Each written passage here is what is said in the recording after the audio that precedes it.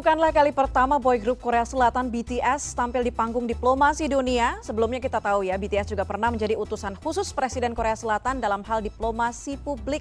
Termasuk diantaranya hadir dalam pertemuan internasional berskala besar seperti sidang Majelis Umum PBB. Kita bahas hal ini bersama dengan Dari Naufal Mulyaman, dosen HI Universitas Kristen Indonesia dan Research Fellow dari Inadis. Selamat malam Pak Dari.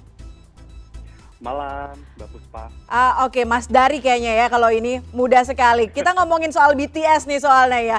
Jiwa muda yang terlihat sekali di White House. BTS diundang ke sana dalam rangka kampanye melawan sentimen anti-Asia dan juga kebencian terhadap Asia di sana.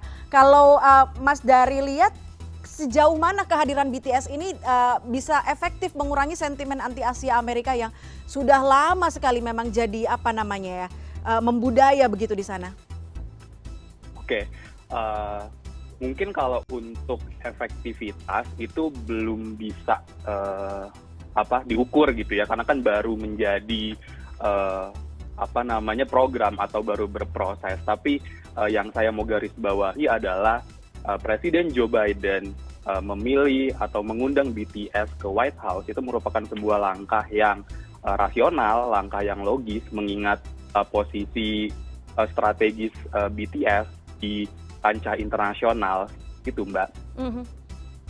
Nah, kalau ngomongin soal diplomasi, kemudian melihat kehadiran BTS dan juga bertemu dengan Presiden Joe Biden, perspektif diplomasi apa sebetulnya yang bisa didiskusikan antara public figure seperti BTS dan juga Presiden Amerika Serikat Joe Biden?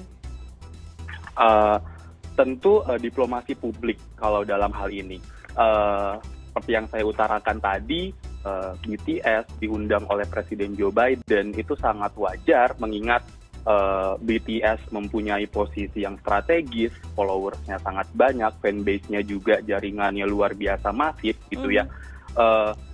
Sehingga dapat dikatakan cocok untuk menjadi ikon atau representasi masyarakat Asia atau masyarakat turunan Asia di Amerika Serikat yang memang mengalami perundungan gitu ya akhir-akhir ini, apalagi setelah ada pandemi COVID-19, lalu juga turunnya inklusivitas AS pada administrasi Trump, itu sungguh merupakan sebuah langkah yang logis bagi seorang Presiden Joe Biden untuk menanggulangi isu ini. Oke, tapi selain masalah perundungan tadi yang disebutkan oleh Mas Dari, kita tahu sebelumnya Amerika Serikat menjadi bahan perbincangan di media sosial karena ada penembakan yang begitu tragis di Uvalde, Texas, Amerika Serikat. Kalau melihat dari kampanye ini, apakah ini semacam agenda setting yang dilakukan oleh pemerintahan Amerika Serikat untuk meredam kekacauan atau informasi yang terlalu banyak beredar soal ini tragedi sebelumnya? Betul, karena seperti tadi yang saya bilang bahwa ketika Presiden Trump menjadi Presiden Amerika Serikat, memang kita lihat inklusivitas di Amerika Serikat ini turun. Dengan program-program Presiden Trump seperti America First, gitu ya, lalu juga seolah-olah memberikan angin untuk etnis-etnis tertentu saja gitu. Padahal kita juga tahu Amerika Serikat juga negara yang multikultur dan multi etnis seperti itu. Lalu juga populasi masyarakat Asia Pasifik dan turunan Asia Pasifik di Amerika Serikat juga ternyata cukup besar. Data terakhir dikatakan hampir sekitar 7% populasi Amerika Serikat ini adalah masyarakat Asia Pasifik atau turunan Asia Pasifik seperti itu. Nah, BTS mempunyai hubungan yang baik dengan industri hiburan AS. Kita tahu beberapa waktu BTS diundang di Grammy, di American Music Awards, Billboard, bahkan Oscar, lalu juga kolaborasi dengan beberapa musisi kelas dunia seperti Coldplay atau Halsey gitu ya. Sehingga sangat logis gitu, sangat rasional jika untuk dipakai sebagai instrumen untuk menanggulangi isu perundungan, terutama untuk komunitas masyarakat Asia Pasifik atau turunan Asia Pasifik di sana. Oke. Yang menarik adalah K-pop dan juga drama Korea, termasuk BTS. Jadi bagian dari Hallyu yang populer dalam 1 dekade terakhir di Amerika Serikat bahkan atau di dunia secara global. Ada pertukaran apa tadi pertemuan-pertemuan internasional ini, bahkan pengenalan budayanya K-pop sangat tinggi. Nah kalau melihat hal ini, Mas Daryl, apa ini menjadi apa ya, fenomena ini bisa diartikan bahwa K-pop bisa jadi alat daya tawar politik bagi Korea Selatan? Betul.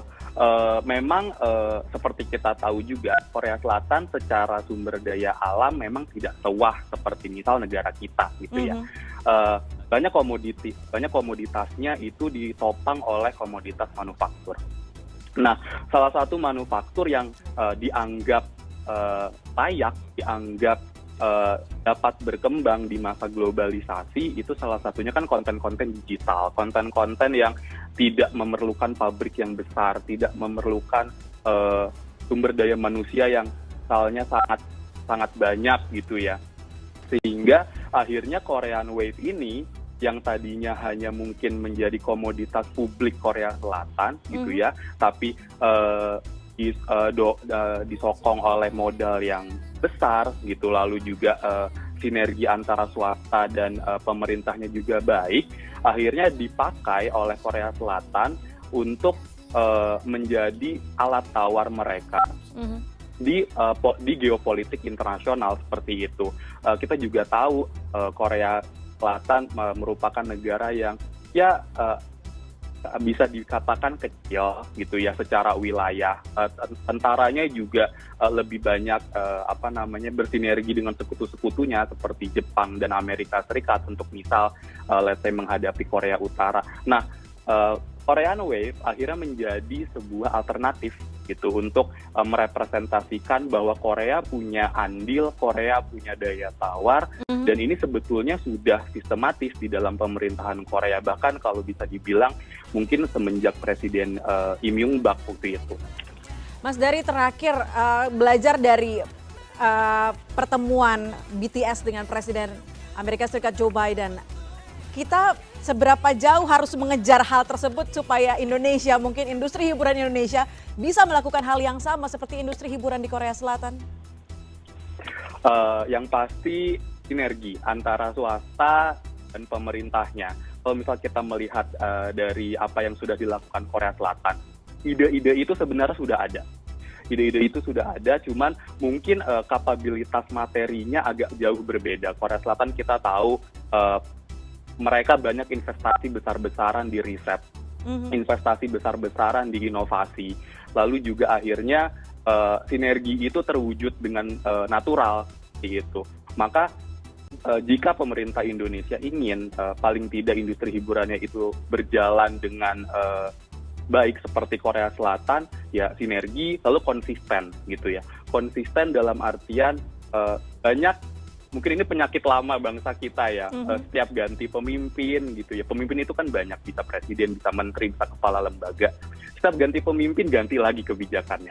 Nanti ganti lagi. Makanya jadinya yang sudah berjalan tidak dilanjutkan gitu, harus mulai lagi dari awal. Nah, Korea Selatan ini sudah berapa presiden konsisten gitu, tetap akhirnya diberdayakan, dikembangkan sampai akhirnya menjadi daya tawar tadi, alat diplomasi geopolitik Korea ya, soft power itu. Oke, artinya selain sinergi tadi, research and development juga harus dikencangkan sebetulnya ya, untuk tidak memulainya bukan dari sekarang, harusnya dari jauh sebelum ini sudah memulai itu, jadi kita bisa mengembangkannya lebih baik lagi. Mas, betul. Dari Naufal Mulyaman, terima kasih banyak sudah bergabung bersama kami. Kita lihat semoga nanti industri hiburan Indonesia juga bisa melangkah jauh seperti apa yang sudah dilakukan oleh industri hiburan Korea Selatan. Amin. Baik, terima kasih banyak. Kita kan sudah punya misal Nicky atau Rich Brian. Oke, terima kasih. Selamat malam, salam sehat. Malam.